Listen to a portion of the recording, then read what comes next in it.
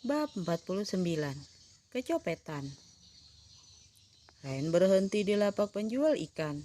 Dia membeli gurame, nila, dan kepiting. Tak lupa Ryan menyuruh pedagang itu membersihkan ikannya. Sean terus menutup hidungnya karena tak tahan bau amis dari ikan. Au! Teriak Ryan saat seorang pemuda tak sengaja menabraknya. Maaf mbak, kalau jalan tuh pakai mata. Lo sengaja nabrak bini gue. Nyari kesempatan loh. Bentak Sean sambil menarik kaos pemuda itu. Maaf mas, saya gak sengaja. Udah Sean, dia gak sengaja. Jangan bikin keributan. Ryan berusaha menenangkan Sean. Pergi loh, sebelum gue hajar. Sean mendorong pria itu dengan kasar. Ryan jadi keki karena kejadian itu membuat mereka menjadi pusat perhatian. Sudah Neng, penjual itu menyerahkan ikan yang sudah dibersihkan. Wajah Sean seketika panik.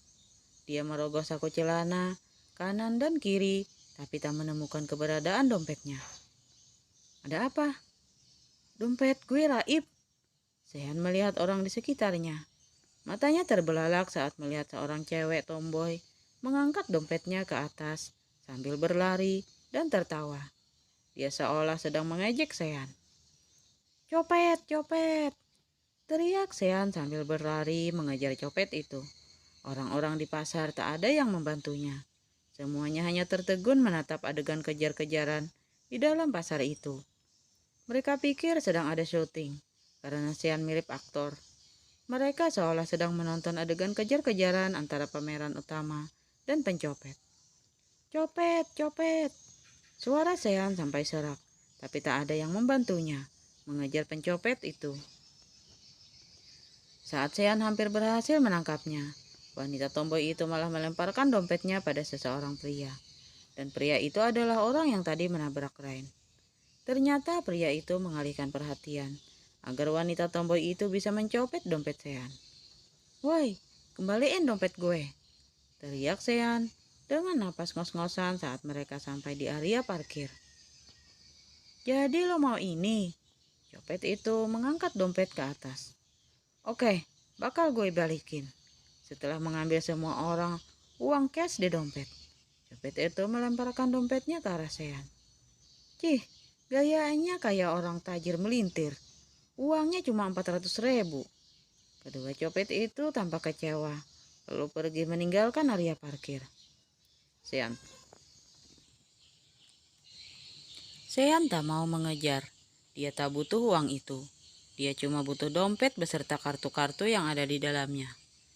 Sial, sial, sial. Udahlah Sean, ucap Ryan dengan napas ngos-ngosan karena dia ikut mengejar. Yang penting dompetnya kembali. Uangnya juga cuma 400.000. Belanjaannya tadi mana? Ryan melihat tangan Sean yang tadinya membawa belanjaan terlihat kosong. Aku membuangnya saat mengejar copet tadi. Terlalu ribet ngejar copet sambil bawa belanjaan. Apa? Kaki Ryan yang lemas akibat lelah berlari jadi makin lemas mendengar belanjaannya udah dibuang. Sia-sia dong usahanya dapat diskon 15.000 tadi. Ini semua gara-gara lo Ren. Kalau aja gak belanja ke pasar, sialan ini gue gak bakal kena sial. Sian masih saja ngamuk-ngamuk. Iya, gue yang salah. Udah, jangan ngamuk-ngamuk, malu dilihat orang. Pokoknya lo harus tanggung jawab. Astaga Sean, cuma masalah uang 400.000 aja kamu minta aku tanggung jawab. Ya udah, aku ganti. Bukan masalah uang 400.000. Lalu masalahnya apa? Ryan jadi kesal. Lihat ini. Sean mengangkat kakinya. Ryan ingin ketawa melihat sepatu Sean yang awalnya warna navy berubah menjadi coklat kehitaman. Jadi itu masalahnya. Oke, nanti aku cuci sampai bersih. Gak akan bisa bersih walau dicuci. Pasti warnanya jadi jelek. Sepatu ini limited edition. Harganya 30 juta lebih. Ryan melongo mendengar harga sepatu Sean. Mulutnya ternganga dan matanya membulat sempurna. Lo harus ganti pokoknya. Apa aku gak salah dengar? Dia minta aku ganti sepatunya yang harganya 30 juta. Nafkah aja belum dia kasih. Tapi malah minta ganti rugi. Gumam Rain dalam hati. Ya udah, yuk pulang. Sehan menarik tangan Rain menuju mobilnya. Sampai di dalam mobil, Rain masih terdiam. Dia masih memikirkan ganti rugi yang diminta Sehan. Semua ini seperti mimpi bagi Rain. Masa seorang CEO yang katanya kaya raya minta ganti rugi 30 juta sama istrinya sendiri? Tok tok tok. Tukang parkir mengetuk kaca mobil Sehan berkali-kali. Apaan sih? Bentak Sehan. Uang parkirnya belum. Gak ada uang. Lo tahu sendiri kan? Barusan gue kecopetan. Kan bisa minta uang bininya. Bini gue gak bawa uang. Udah, buruan minggir. Kalau gak gue tabrak lo. Sialan. Dasar orang kaya songong. Gaya doang yang digedein. Dompetnya emplong-plong. Bayar parkir aja gak ada duit. Sekarang giliran tukang parkir yang ngomel-ngomel. Alan datang ke rumah sakit untuk menjenguk Amaira yang sedang dirawat. Gadis itu senang sekali melihat Alan datang. Gimana keadaan Lurah? Udah baikan Al? Kok lo bisa tahu kalau gue dirawat di sini? Amaira pura-pura tak tahu, padahal dia yang menyuruh temannya memberitahu Alan. Temen lo yang ngasih tahu, kata mereka, lo sakit gara-gara gue gak datang ke ultahnya lo. Lo nungguin gue sampai larut malam. Kenapa sih lo gak datang Al? Ayah gue masuk rumah sakit lah, jadi gue gak bisa datang. Ayah lo masuk rumah sakit? Rumah sakit mana Al? Gue mau jenguk. Lo sendiri kan sakit, ngapain mau jenguk? Lagian ayah gue udah sembuh kok. Oh gitu ya. Gagal deh mau ketemu Camer, batin Amaira.